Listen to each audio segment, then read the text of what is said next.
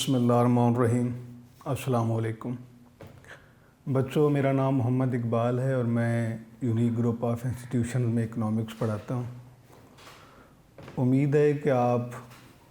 अल्लाह रब्बुल इज़्ज़त के ख़ास फज़ल व करम से, रहमत से आपका ख़ानदान, आपके अज़ीज़ व अक़ारिब, आपके रिश्तेदार, दोस्त अहबाब सब बाखैरियत होंगे। बेटे, ऑनलाइन क्लासेस में economics first year last lecture में हमने chapter 1 nature and scope of economics, मुआशियात की नौइयत और अहमियत, यह हमने मुकम्मल कर लिया है। फर्स्ट चैप्टर के MCQ पहले हमने थ्योरी पढ़ी, उसके बाद फिर MCQ का सेशन था, उसके बाद शॉर्ट। पहला चैप्टर चूँकि एक तारफ़ी चैप्टर है, इसलिए उसमें इकनॉमिक्स का कंसेप्ट, उसका बैकग्राउंड के definition, economic laws, nature of economics, ये हमने डिस्कस किए थे। और उसमें साथ आपको ये भी बताया था कि पास पेपर में ये सवाल इन चैप्टर में से कौन कौन सा हो सकता है और उनको कैसे कैसे जो है वो उनको पेपर में इसका आंसर लिखा जा सकता है। इसके बाद बेटे साथ में आपको ये भी मेंशन किया था कि शॉर्ट या MCQ जो है, कौन सा MCQ किस साल और किस ग्रुप में पूछा गया है, और उसके अलावा MCQ की पॉसिबल फॉर्म्स के ये क्वेश्चन, ये MCQ किन किन सूरतों में हो सकता है, इस पे हमने बात की थी। तो पहला चैप्टर बेटे आपने ये जहन में रखना है कि ये आपके लिए नया सब्जेक्ट है, इसकी टर्मिनोलॉजी, इसमें जिस तरह इस्तेमाल होती हैं इससे पहले आप मानूस नहीं होते, लिहाजा ज़रूरी है कि जितना आप इसको बार बार स्टडी करेंगे उतना आपके लिए बेनिफिशियल होगा। इसमें आगाज़ में उसका इंट्रोडक्शन है, फिर इकोनॉमिक पॉइंट्स हैं, economic problem, non economic point, basic needs, facilities, luxuries, ये सारी चीज़ें हमने उसमें डिस्कस की हैं। इसके अलावा उसमें आपने ये देखना है कि जो तारीफ़ों का जो सेक्शन बने हुए हैं, 3 क्लासिकल इकोनॉमिस्ट हैं, 9 क्लासिकल हैं, मॉडर्न, उनकी डेफिनेशन जो है उनमें किस पॉइंट पे वो बेस करती है। हर थ्योरी का अपना हर एक अप्रोच या हर एक स्कूल ऑफ थॉट का अपना एक आइडिया है, अपनी एक अप्रोच है। जैसे एडम स्मिथ ने ये कहा था कि economics is the science of wealth. Alfred Marshall ji कहते हैं कि economics is the science of material welfare, और प्रोफेसर रॉबिन मॉडर्न इकोनॉमिस्ट के according economic is the science of scarcity. तो ये बेटे बहुत ज़रूरी है, फर्स्ट चैप्टर जो है आप उसका बार बार पढ़ना, उसमें डेफिनेशन लिखें आप, उसमें आप शॉर्ट सॉल्व करें, MCQ सॉल्व करें, और किसी भी परेशानी की सूरत में कोई चीज़ आपको मतलब समझ में आ रही है, आप कोशिश करते हैं, कोई पॉइंट, कोई एलिमेंट को आप नहीं समझ आ रहा और वो वज़ाहत तलब है, तो आप उसके लिए आप हमसे रब्ता करेंगे, आप कमेंट्स में बता सकते हैं, आप वैसे अप्रोच कर सकते हैं। तो इंशाअल्लाह जो भी उसमें मसाइल होंगे उसके हल के लिए पूरी कोशिश की जाएगी। तो बेटे आज हम चैप्टर 2 इसका आगाज़ करते हैं, और यहाँ से जो है ये वो चैप्टर है जहाँ से इकोनॉमिक्स के डायग्राम का पोर्शन भी शुरू होता है। इसमें इंशाल्लाह मैं आपको समझाऊंगा, सिखाऊंगा कि डायग्राम कैसे बिल्ड किया जाता है, उसमें किन किन बातों का ख्याल रखा जाता है, और बेसिकली डायग्रामेटिक फॉर्म में हम इकोनॉमिक कॉन्सेप्ट को कैसे जो है वो एक्सप्लेन कर सकते हैं। जी पे अटेंशन। सब्जेक्ट हमारा है बेटे इकोनॉमिक्स पार्ट 1 फर्स्ट ईयर, और इसमें इससे पहले जो हमने चैप्टर पढ़ा है बेटे वो फर्स्ट चैप्टर था। आज हम बात करेंगे सेकंड चैप्टर कंज्यूमर्स बिहेवियर।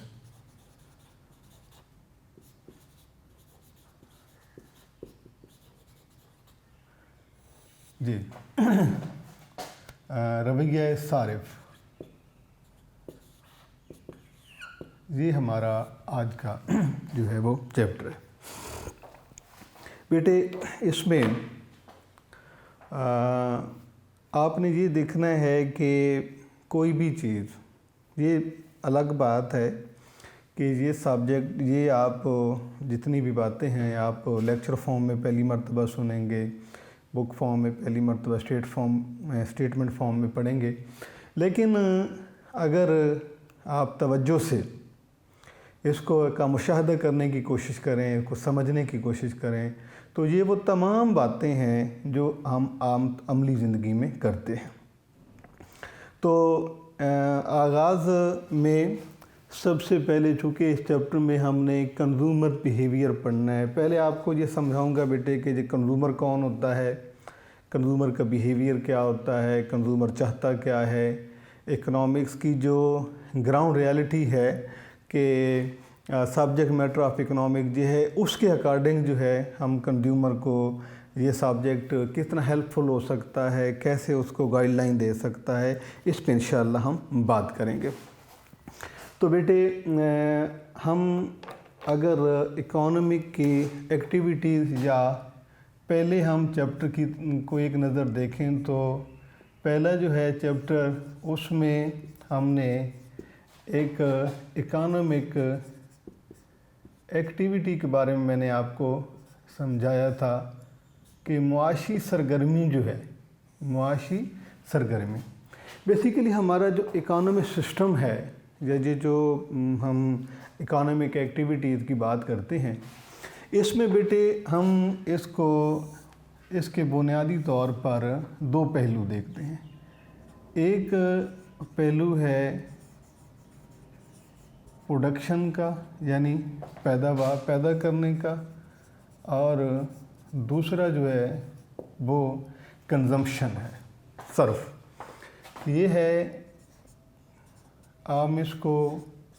पैदाइश दौलत भी कह सकते हैं, या अशियाओ खिदमात की पैदावार कि उन्हें पैदा करना। और ये है बेटे कंजम्पशन, यानी आप इसे सर्फ भी कह सकते हैं, इसे सर्फ दौलत भी कहा जा सकता है, या अशियाओ खिदमात का इस्तेमाल,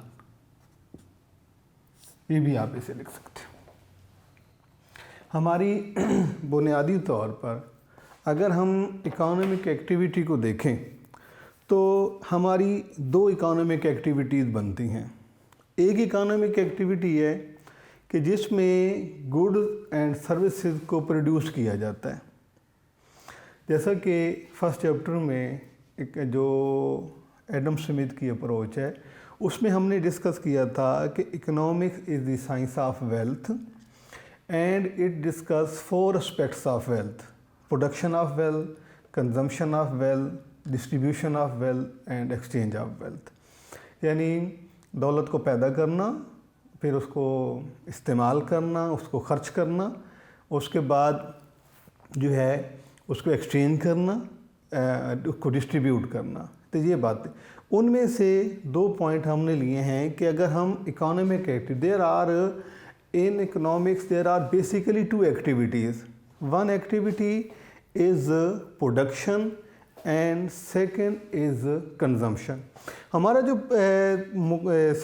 पूरी जो एक्टिविटी है हमारी इकोनॉमिक, उसमें हम ये देखते हैं कि चीज़ों की प्रोडक्शन की जाती है। 4 factors of production, land, labour, capital, organisation को कंबाइन करके चीज़ों की प्रोडक्शन होती है, और प्रोडक्शन करने वाले ही इसके कंज्यूमर होते हैं, क्योंकि these goods and services are purchased and utilized by the person who are producing them। तो जो इन्हें बनाते हैं, जो इन्हें प्रोड्यूस करते हैं, फिर कंज्यूम भी वही लोग करते हैं, क्योंकि उसी सोसाइटी का, उसी कम्युनिटी के अंदर प्रोडक्शन होती है और उनके यूज़र्स, उनके बायर्स, उनके कंज्यूमर कस्टमर जो है वो उसी सोसाइटी के जो है वो कैरेक्टर्स होते हैं।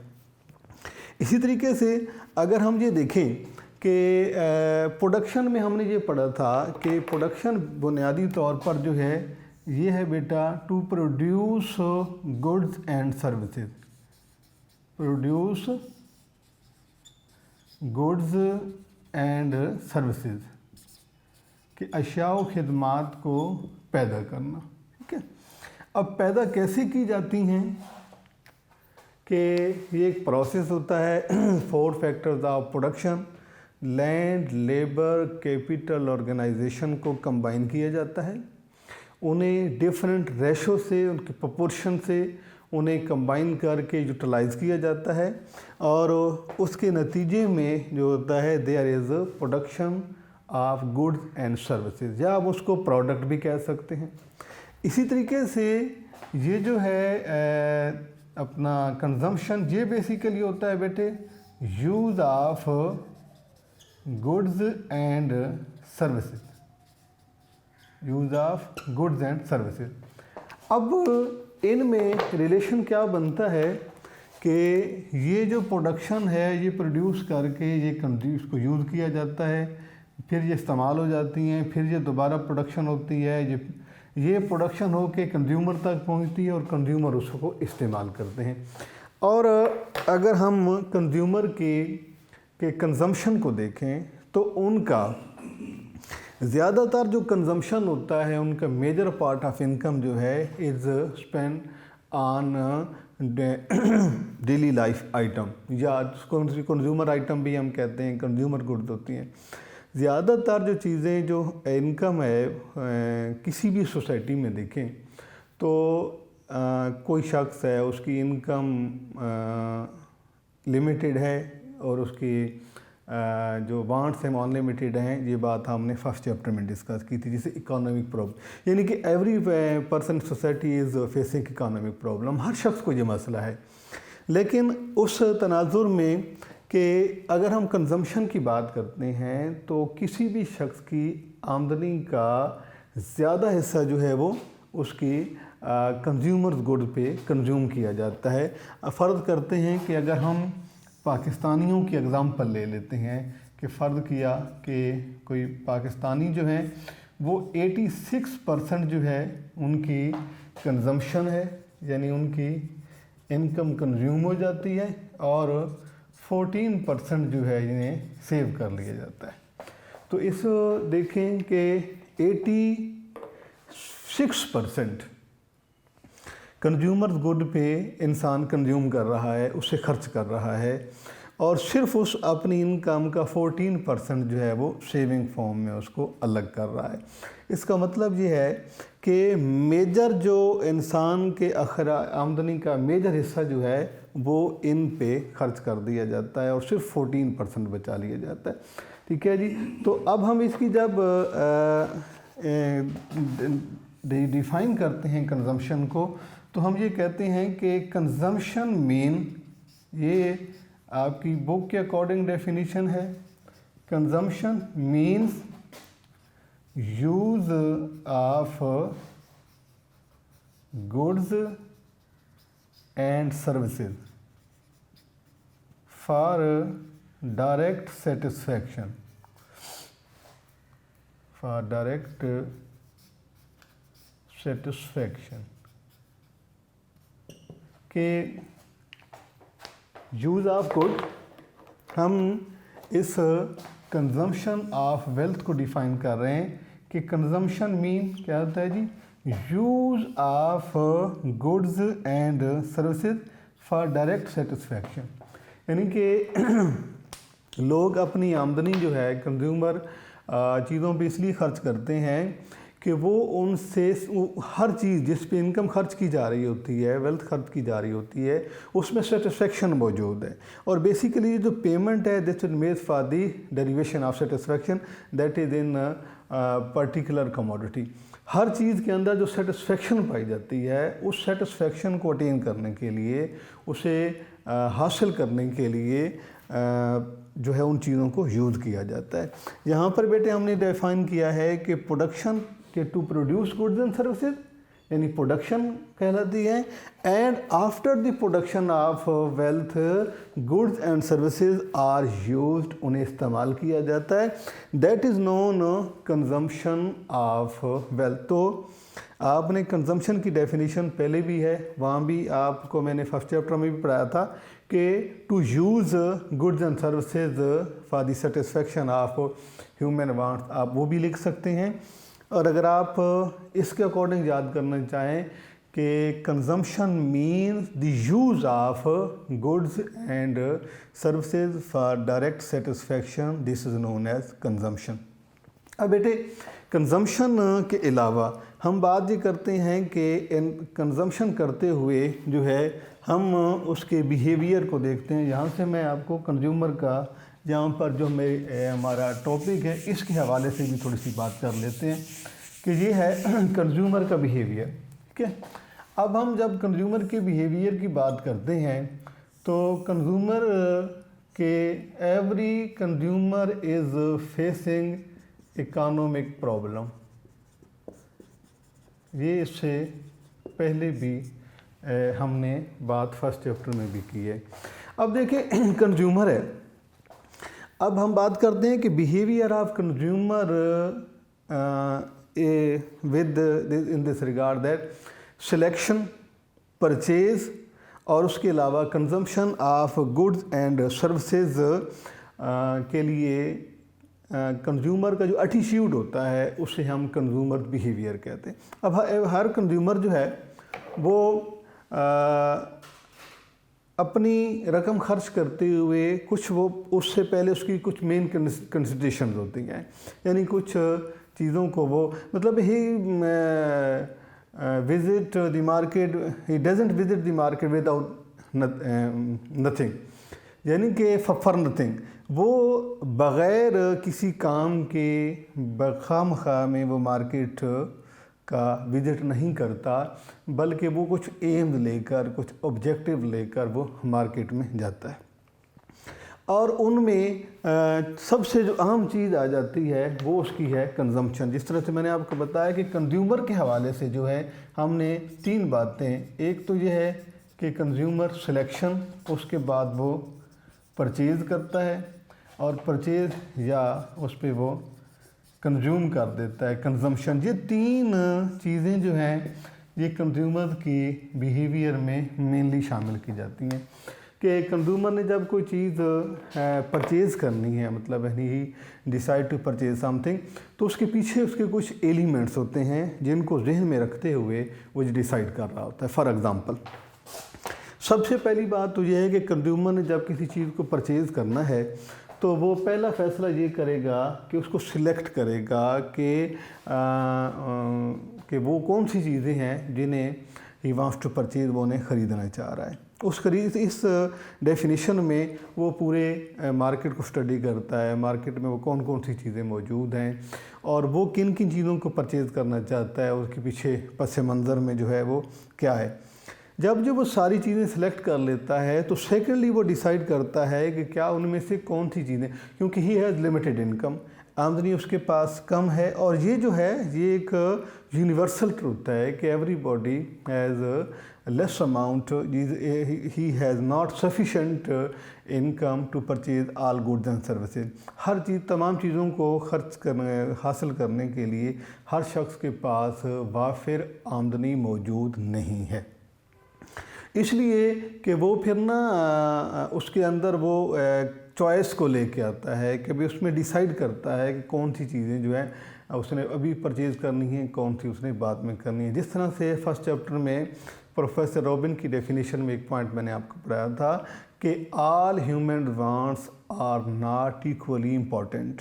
कि तमाम इंसानी ज़रूरियात जो हैं वो एक जैसी अहम नहीं होती, इसलिए इनके दरमियान कंज्यूमर ने एक डिसाइड करना होता है कि वो कौन सी चीज़ों को परचेज़ करे और कौन सी चीज़ों को परचेज़ ना करे।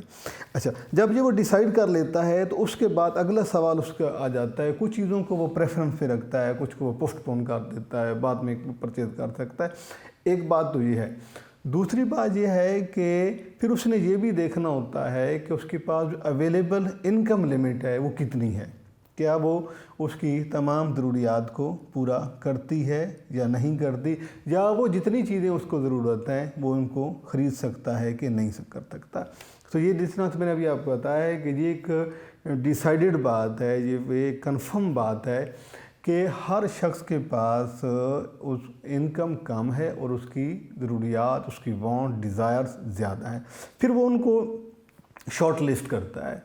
सबसे पहले वो ये देखता है कि उसको चीज़ें कौन कौन सी चाहिए, फिर उसके बाद वो अपनी इनकम के साथ अपनी इनकम अप्रोच को देखता है, अपनी बजट लाइन को देखता है, तो फिर उनमें से वो इख्तिसार करता है, उसमें से कोई शॉर्ट लिस्ट करता है कि कौन सी चीज़ें जो हैं उसको feel for when he force to purchase them, या ये है कि कौन कौन सी चीज़ें हैं जिन्हें वो बाद में या उन्हें मुलतवी भी कर सकता है। तो हर चीज़ जो भी कंज्यूमर ख़रीद रहा होता है, हर चीज़ के अंदर एक सेटिस्फेक्शन मौजूद है। बेसिकली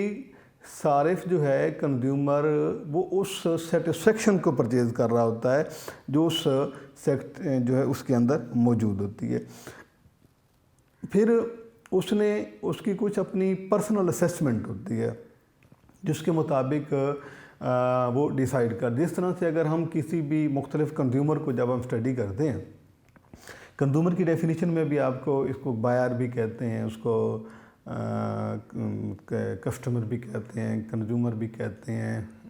के अलावा क्लाइंट भी इसे कहा जाता है, यानी कि मुख्तलिफ़ नाम है इसके, आप जिस सेंस में भी आप इसे याद रखना चाहें।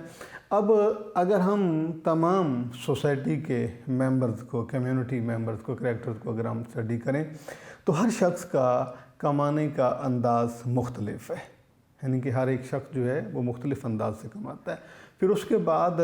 हर शख्स का ख़र्च करने का क्राइटेरिया भी मुख्तलिफ होता है, लेकिन सब में जो बात मुश्तरक होती है वो ये होती है कि हर शख्स जो है उसका ख़र्च करने का अंदाज़ मुख्तलिफ हो सकता है, उसका अर्निंग सोर्स मुख्तलिफ हो सकता है, लेकिन तमाम का ऑब्जेक्टिव एक ही होता है। हर शख्स जो भी सोसाइटी में है, हर शख्स के मकसद एक ही मकसद होता है कि वो मैक्सिमम सेटिस्फेक्शन अटेन करे, कि consumer of objective of every consumer is to get maximum satisfaction. हर शख्स की होती है, चाहे कोई बड़ा शॉपिंग करता है, छोटा है, मर्द औरत, कोई हर एक की एक अपने हद तक एक असेसमेंट होती है कि वो सोचता है कि उसके पास जो एक लिमिटेड इनकम है उसमें वो किसी चीज़ को कितना परचेज़ कर सकता है, आया कि वो फिर मुख्तलिफ उसको मुख्तलिफ एंगल से देखता है, और उसमें जिस अमल में या जिस पैटर्न पे या जिस स्टेटस में उसको सबसे ज़्यादा बेनिफिट नज़र आ रहा होता है, फिर वो उसको डिसाइड करता है उसको परचेज़ करने के लिए। तो बेटे कंज्यूमर बेसिकली होता कौन है कि कंज्यूमर जो है, कंज्यूमर की बेटे डेफिनेशन ये है कि the person who uses goods and services, the person who uses goods and services। Urdu में हम बेटे कहते हैं कि वो शख्स जो अशिया व खिदमात इस्तेमाल करता है उसे कंज्यूमर कहा जाता है। और objective of consumer is to get maximum satisfaction, कि कंज्यूमर का मकसद जो होता है ज़्यादा से ज़्यादा फ़ायदा लेना होता है। अब ये चैप्टर जो हमारा है कंज्यूमर बिहेवियर में, इसमें हम सिर्फ कंज्यूमर की चीज़ को पढ़ेंगे। जिस तरह ये कंज्यूमर बिहेवियर की डेफिनेशन है, the behaviour of the people with regard to selection, purchase and consumption of goods and services for the satisfaction of their want is known as consumer behaviour. यानी लोगों का वो रवैया जो लोग चीज़ों के इंतखाब में, उनको ख़रीदने में क्यों ख़रीदते हैं, अपनी बराह रास्त तस्कीन हासिल करने के लिए, ये जो रवैया होता है चीज़ों को ख़रीदने का, उनमें जो है वो पसंद नापसंद का फ़ैसला करने का, इसे कंज्यूमर बिहेवियर यानी रवैया सारिफ कहा जाता है। तो इसमें हम चैप्टर में हम पढ़ेंगे कि कंज्यूमर को इकोनॉमिक्स पढ़कर कितना कोई फ़ायदा हो सकता है, कैसे इकोनॉमिक्स उसके लिए हेल्पफुल हो सकती है कि उसे जो है वो उसके इकोनॉमिक प्रॉब्लम की इंटेंसिटी को कम करने में हेल्पफुल हो, क्योंकि solution of economic problem is nearly impossible, ये तो तकरीबन नामुमकिन है। लेकिन ये है कि कोशिश के ज़रिए कि हम कंज्यूमर को कुछ ऐसे पैटर्न उसको बताते हैं, कुछ ऐसी गाइडलाइन उसको देखते हैं कि जिसको फॉलो करते हुए एक कंज्यूमर एट लीस्ट अपने मसाइल हल नहीं तो कम अज़ कम उसमें कम कर सकता है। उसमें उसके कंजम्पशन पैटर्न पे को उसको जो है वो कुछ गाइडलाइन दी जाती है, कुछ इंस्ट्रक्शन दी जाती हैं। और ये अब एक बात आपने फर्स्ट ईयर में भी पढ़ी थी कि इकोनॉमिक लॉज आर ऑप्शनल, कि ये इख्तियारी नौइयत के होते हैं। अगर कोई शख्स इन्हें फॉलो करता है तो वो उसकी मर्ज़ी होती है, अगर वो उसको फॉलो नहीं करता तो भी उसकी अपनी चॉइस पे होता है। लेकिन हम इकोनॉमिक्स में जो है, जो कि हमारा आज ये जो रिसेंटली हमारा चैप्टर चल रहा है कंज्यूमर बिहेवियर, इसमें हम कंज्यूमर को प्रॉपरली इकोनॉमिक अप्रोच से उसको हम गाइडलाइन देंगे, उसे पैटर्न बताएंगे, उसे मतलब एक ट्रैक बना के देते हैं कि अगर आप इस एक रैशनल होकर एक असेसमेंट के ज़रिए अगर आप इकोनॉमिक एक्टिविटीज़ को रन करते हैं तो ये आपके लिए बहुत मुफीद हो सकती है। इंशाल्लाह बेटा, ये सिर्फ छोटा सा एक तारुफ था इस कंज्यूमर बिहेवियर का। अगले चैप्टर में, अगले लेक्चर में इंशाल्लाह मैं आपको ये इसमें हमने पढ़ना क्या क्या है उस आपको मैं पैटर्न डिटेल करके दूंगा। फिर हम उसको वन बाय वन एक एक चैप्टर एक लेक्चर करके पढ़ेंगे इंशाल्लाह। अल्लाह हाफ़िज़।